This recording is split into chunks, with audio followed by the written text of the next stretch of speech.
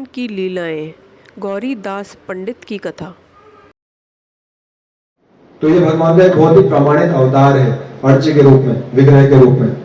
वरना ऐसे तो कई सारी मूर्ति होती है। जैसे आप चौराहे पर जाएंगे तो वहां पे भी कई कई लीडर्स की मूर्ति होती है, कहीं गांधी सर्कल है तो महात्मा गांधी की मूर्ति है। तो उस मूर्ति में और भगवान की मूर्ति में बहुत बड़ा फर्क है कि वो जो मूर्ति है उसके अंदर पर्सन नहीं रहता, वो केवल एक सिंबॉलिक है, केवल उनके जैसा एक हमने मूर्ति बना दिया। बट जब भगवान का प्राण प्रतिष्ठा करते हैं विग्रह के अंदर, और ऐसा भी नहीं कि किसी भी तरह का आप भगवान का फॉर्म बना देंगे तो भगवान का विग्रह हो जाएगा। जैसा शास्त्र बताते हैं उसके हिसाब से अगर हम भगवान का फॉर्म बनाते हैं और फिर भगवान का हम आह्वान करते हैं, भगवान को उसमें इन्वाइट करते हैं, तब भगवान आके उसमें रिसाइड करते हैं। और भगवान का पर्पस क्या होता है? ताकि हम भगवान को सेवा कर सकें।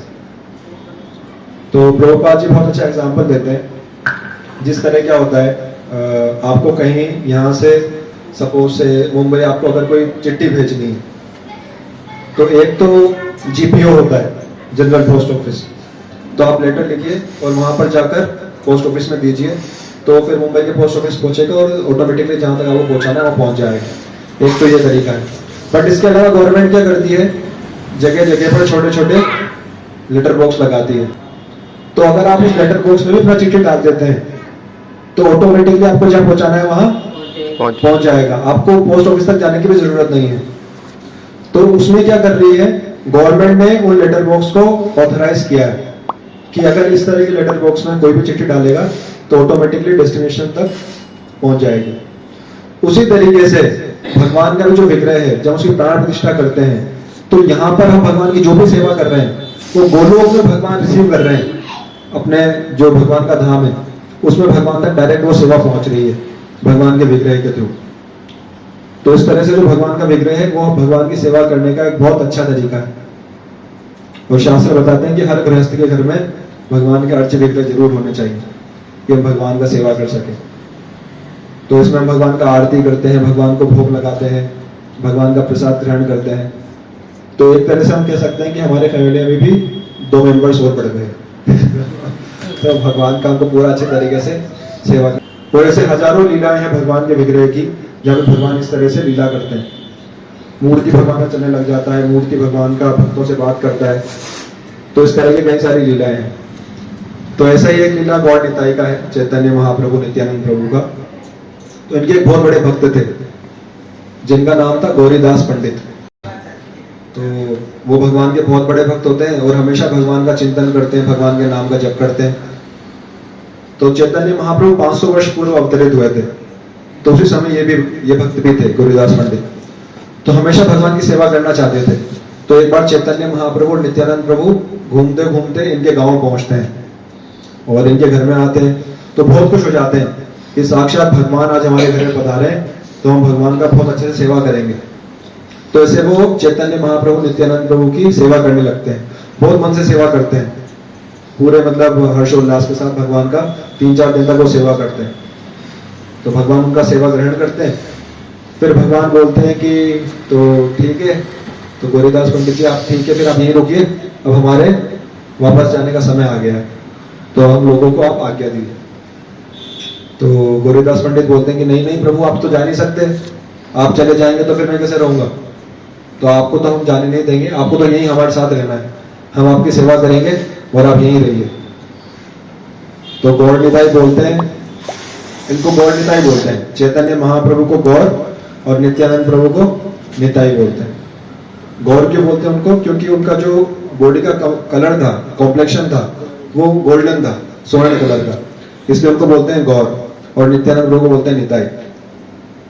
तो ये बोलते हैं कि नहीं नहीं, तुम्हारे जैसे हमारे कई और भक्त भी हैं, तो हमको उनके पास भी जाना पड़ेगा, तो अभी आप हम लोगों को अलाउ करिए, हम वापस जाना चाहते हैं। तो मना करने लग जाते हैं कि नहीं नहीं, आपको हम नहीं जाने देंगे, आप यहाँ पे आए तो आपको हमारी सेवा ग्रहण करनी है, अब आप यहाँ से नहीं जाएंगे। तो भगवान भी कंफ्यूज किया, तो जाने ही नहीं दे रहे हैं, वैसे कैसे काम चलेगा, और भी भक्तों से मिलना है। तो भगवान फिर एक उनको बताते हैं कि आप ऐसा करिए कि आप हमारे विग्रह बना लीजिए, आप हमारे जैसे गौर निताई के विग्रह बनाइए और उनकी सेवा करिए। मेरे में और मेरे विग्रह में 1% भी फर्क नहीं है। तो जो आप मेरे विग्रह की सेवा करेंगे वो ऐसा ही है जैसे मेरी सेवा कर रहे हैं। तो गोरीदास पंडित बोलते हैं चलिए ठीक है, आप ऐसा बता रहे हैं तो हम आपके भी विग्रह बनाते हैं और फिर उनका हम सेवा करते हैं। तो विग्रह बनाना शुरू करते हैं। तो एज इट इज जैसे गौड़ निताई थे वैसे ही उनके विग्रह बनाए जाते हैं। तो भगवान के 2 विग्रह तैयार होते हैं, चैतन्य महाप्रभु नित्यानंद प्रभु के। और उसमें जैसे चैतन्य महाप्रभु के हाथ ऊपर है, जैसे अपने गौड़ निताई के हाथ ऊपर है, तो विग्रह के भी हाथ ऊपर थे। तो ऐसे करके विग्रह बना देते हैं।